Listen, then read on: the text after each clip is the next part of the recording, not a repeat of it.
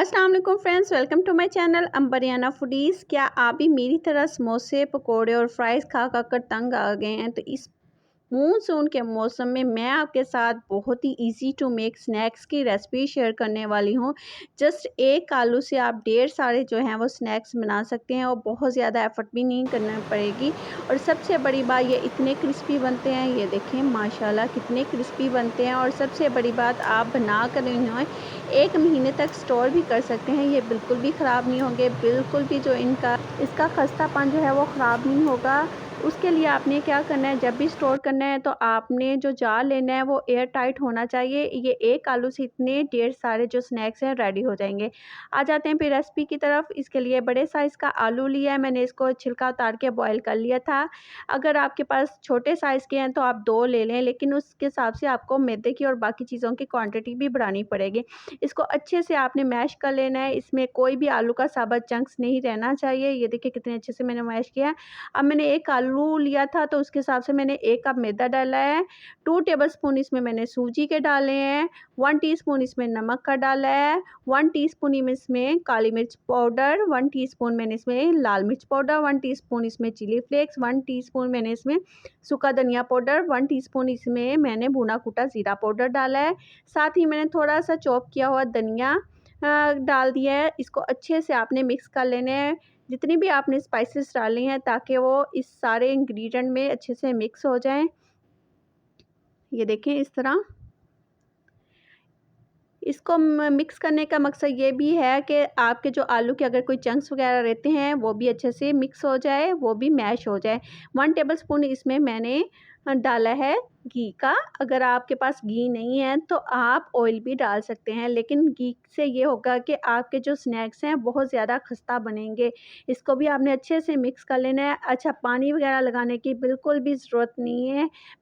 आपने बगैर पानी के इसको अच्छे से मिक्स करना है। ये बिल्कुल भी पानी की लगाने की ज़रूरत नहीं पड़ेगी। अगर आपको थोड़ा-सा पतला लगे तो आपने इसमें थोड़ा-सा मैदे का इज़ाफ़ा कर लेना है, तकरीबन 2 to 3 टेबलस्पून, ठीक है।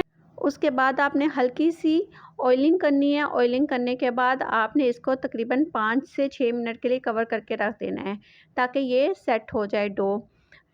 5 से 6 मिनट हो चुके हैं, उसके बाद हम लोग निकालेंगे डो को।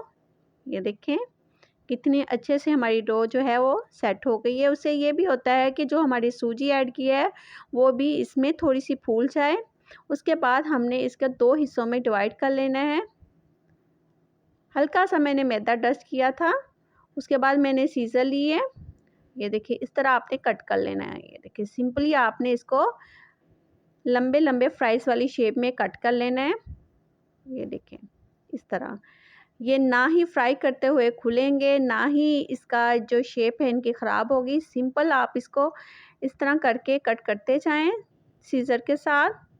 बस ध्यान रखना है, आपने सीज़र साफ़ वाली लेनी है, जो किचन में यूज़ वाली हो। दूसरी घरेलू यूज़ वाली आपने सीज़र बिल्कुल भी नहीं लेनी। ये देखिए इस तरह साइज़ के, सेम साइज़ के आपने कट कर लेने हैं।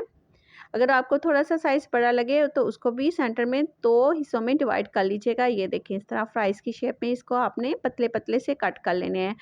ऑयल हमारा गर्म हो चुका था, अब इसको आपने फ्राई कर लेना है लो टू मीडियम फ्लेम। फ्लेम का आपने ध्यान रखना है, फ्लेम बहुत ज़्यादा हाई नहीं होनी चाहिए, लो ही होनी चाहिए, क्योंकि अगर आप तेज़ आंच पे इसको फ्राई करते हैं तो ये ऊपर से काला होना शुरू हो जाएगा और अंदर से ये इतने क्रिस्पी नहीं बनेंगे।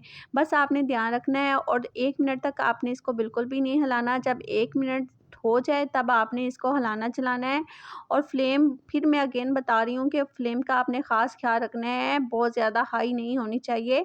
जब आपके थोड़े से फ्राई हो जाएं, एंड पे आपने इसको थोड़ा सा क्रिस्पी और खस्ता करने के लिए फ्लेम को थोड़ा सा मीडियम कर लेना है, इससे ज़्यादा नहीं करना। ये देखें कितना प्यारा गोल्डन सा कलर आ गया है। अब इसको निकाल लेते हैं।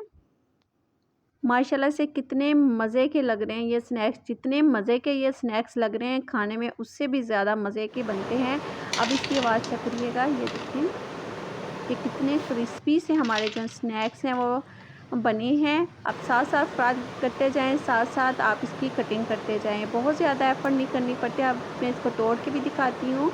ये देखिए ये बहुत ही झटपट बनने वाले, बहुत कम लागत पे बनने वाले ये हमारे टी स्नैक्स जो हैं वो रेडी हो गए हैं। आप इन्हें शाम की चाय पे बनाएँ, साथ ही आप इन्हें बच्चों को लंच बॉक्स में भी दे सकते हैं। हल्का-फुल्का दोपहर के वक़्त कुछ खाना हो तो उसके लिए बेस्ट बेस्ट रेसिपी है। आई होप कि आज की रेसिपी आपको बहुत ही अच्छी लगी होगी। अगर अच्छी लगी तो चैनल को लाइक एंड सब्सक्राइब लाज़मी कर दीजिएगा, साथ ही दबा लीजिएगा बेल आइकन का बटन भी।